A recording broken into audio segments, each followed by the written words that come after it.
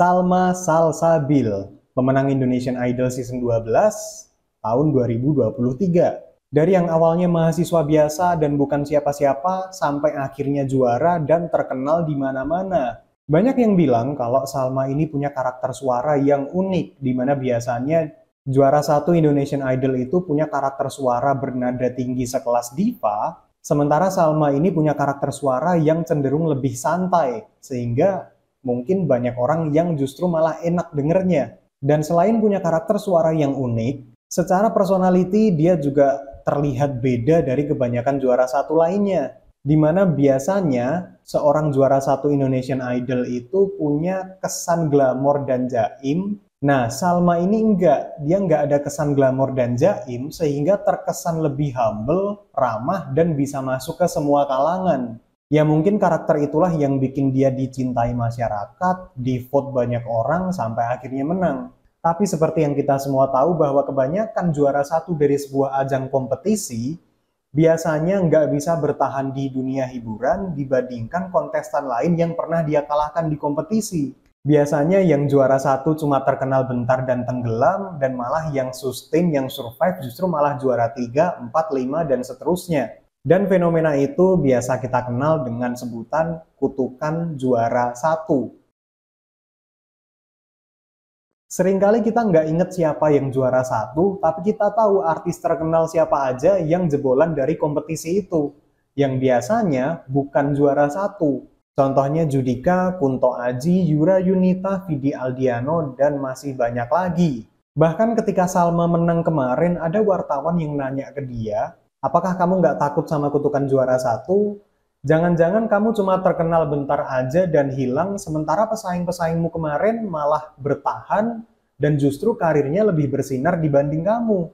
Nah, munculnya pertanyaan seperti ini secara terang-terangan menunjukkan bahwa masyarakat sebenarnya udah sadar betul bahwa fenomena kutukan juara satu ini udah bukan rahasia lagi. Karena fenomena ini sebenarnya bukan cuma terjadi di kompetisi nyanyi aja. Di kompetisi lain kayak MasterChef, Suci Suca, Indonesian Got Talent, Indonesia Mencari Bakat, dan bahkan kompetisi dangdut, itu juga hampir selalu mengalami fenomena yang sama, di mana juara satunya cuma terkenal bentar dan redup, sementara kontestan lain malah terkenal dan lebih bersinar daripada si juara satu tadi.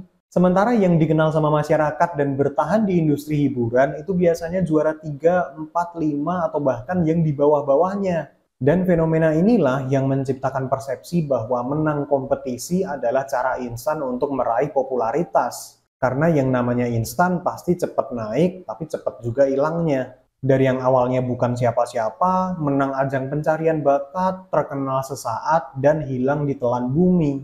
Jujur gue kurang setuju sama hal ini, karena menurut gue, ajang pencarian bakat itu nggak instan. Orang-orang yang bisa berkompetisi di ajang pencarian bakat sekelas Indonesian Idol itu bukan orang-orang yang cuma punya bakat doang, tapi mereka punya bakat yang udah dibentuk atau diasah. Dan karena bakat yang dipilih untuk berkompetisi di ajang pencarian bakat adalah bakat yang udah dibentuk, maka kompetisi yang ditampilkan di TV pun jadi menarik. Dan pihak TV atau penyelenggara ajang pencarian bakat pun juga pasti nggak sembarangan milih kontestan. Mereka bakal bener-bener ngefilter mana kontestan yang layak dan mana yang enggak. Karena mereka punya kepentingan untuk menampilkan kompetisi tersebut menjadi sebuah tayangan yang menarik untuk menghasilkan rating.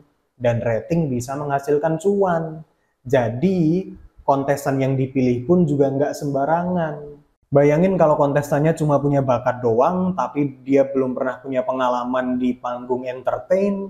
Terus pas ditayangin di TV dia nervous, dia gugup, diem aja, nggak banyak aksi panggung, pasti nggak akan ada yang nonton. Jadi menurut gua, popularitas yang diraih oleh Salma setelah menjuarai ajang Indonesian Idol kemarin, itu bukan hal yang instan. Apa yang dia raih sekarang adalah hasil dari berkali-kali gagal ikut ajang pencarian bakat, dan bertahun-tahun dia belajar musik di pendidikan formal, di SMK, dan kuliah.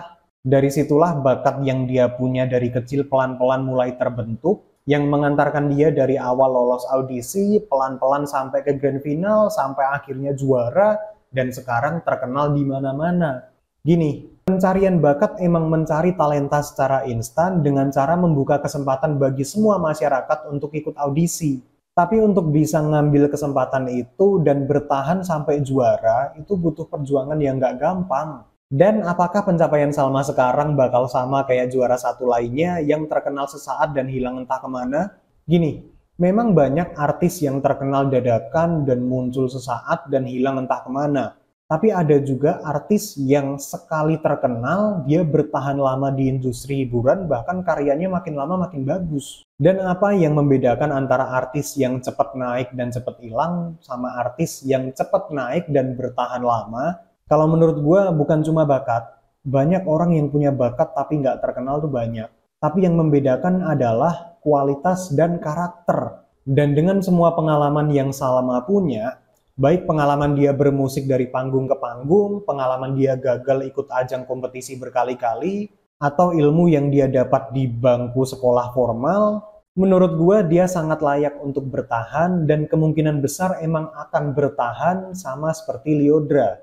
Karena selain punya bakat, dia juga punya ilmu dan pengalaman. Bakat, ilmu, dan pengalaman itulah yang menciptakan karakter dan kualitas yang dia punya, yang akan membuat dia bertahan lama di industri hiburan setelah dia menjuarai ajang kompetisi. Dan itu yang bisa kita ambil pelajarannya teman-teman, bahwa semua orang emang bisa terkenal, semua orang emang bisa mendadak sukses, tapi nggak semua orang bisa bertahan di atas. Yang bikin kita bisa bertahan ketika kita dapat satu keberuntungan yang bisa mengantarkan kita ke puncak kesuksesan, adalah karakter dan kualitas yang dibentuk dari kerja keras, bertahan pada proses, dan percaya pada mimpi. Di sebuah podcast, Salma pernah bilang kalau sebenarnya di Indonesian Idol season ini dia nggak berharap jadi juara. Karena dia udah terlalu sering gagal dan kecewa, akhirnya dia menghilangkan harapan dan ambisinya untuk jadi juara. Dia cuma nothing tulus, dia ngasih yang terbaik yang dia bisa, dan ternyata berhasil. Dan itu yang bikin gue salut sama dia teman-teman. Karena untuk bisa nothing tulus atau berusaha tanpa berharap itu sulitnya bukan main. Butuh berkali-kali gagal, berkali-kali kecewa, sampai akhirnya kehilangan harapan dan mungkin ada titik di mana si Salma ini mikir kalau sebenarnya aku ini cocok nggak sih bermusik? Sebenarnya aku ini dilahirkan untuk bermusik atau enggak sih? Dan jangan-jangan aku ini sering gagal karena emang aku nggak cocok jadi musisi. Untungnya di titik itu meskipun dia kehilangan harapan dan ambisinya, yang justru titik itulah yang jadi awal kesuksesan dia. Yaitu ketika dia fokus sama apa yang bisa dia lakukan dan nggak mikirin apa yang nggak bisa dia kendalikan. Dia cuman pengen bermusik dan ikut kompetisi. That's it. Sayangnya mentalitas kayak gitu nggak sembarangan dimiliki oleh semua orang, Pak. Mungkin ketika kita lagi mengusahakan sesuatu, seringkali kita bilang kalau nggak apa-apa, aku cuman iseng-iseng aja. Aku sama sekali nggak berharap sama hasilnya, ya udah aku nothing tulus aja, kalah juga nggak apa-apa. Tapi sebenarnya dalam hati kecil kita tuh berharap banget untuk berhasil. Ya emang sangat manusiawi ketika kita mengharapkan hasil yang sesuai sama effort yang udah kita kerahkan, yang udah kita keluarkan. Cuma sayangnya selama kita masih punya harapan atas keberhasilan, selama kita masih berharap atas hal yang nggak bisa kita kendalikan, maka kita nggak akan jauh-jauh dari rasa kecewa, dan seringkali kekecewaan itulah yang bikin kita gagal dan nyerah di tengah jalan. Padahal mungkin kalau diterusin dikit lagi, hasilnya udah mulai kelihatan. Gue pernah nemu satu kutipan menarik yang relate sama ini, yang pernah gue baca di buku Psychology of Money. Tulisannya gini, kesuksesan atau keberhasilan adalah satu keberuntungan yang dihasilkan dari berkali-kali kegagalan. Dan untuk bisa menemukan satu keberuntungan yang bisa mengantarkan kita ke kesuksesan yang bisa merubah hidup kita ke depannya, kita perlu bertahan pada proses selama mungkin. Dan untuk bisa bertahan pada proses dalam waktu yang lama, satu-satunya cara adalah menjauhkan diri dari rasa kecewa dengan cara menghilangkan harapan. Jadi untuk bisa sukses, kita cuma perlu satu keberuntungan. Tapi untuk menemukan satu keberuntungan, kita perlu berkali-kali percobaan.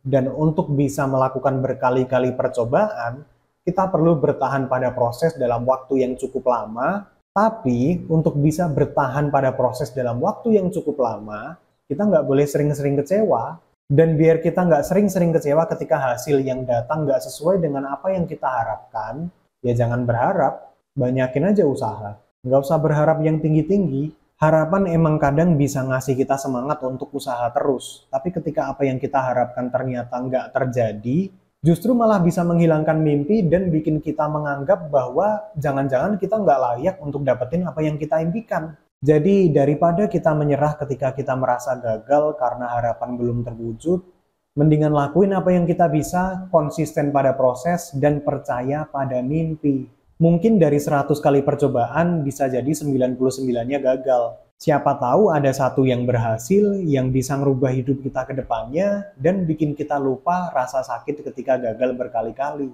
Jadi fokus sama proses, lakuin yang terbaik yang kita bisa, dan serahin aja apa yang di luar kendali kita ke Yang Maha Kuasa. Mungkin hasilnya nggak datang hari ini, bulan depan, atau bahkan tahun ini. Tapi selama kita mau gerak, selama kita mau usaha dan nggak nyerah di tengah jalan, maka hasil yang besar akan datang di waktu yang tepat. Semoga bermanfaat dan jangan lupa subscribe. See ya!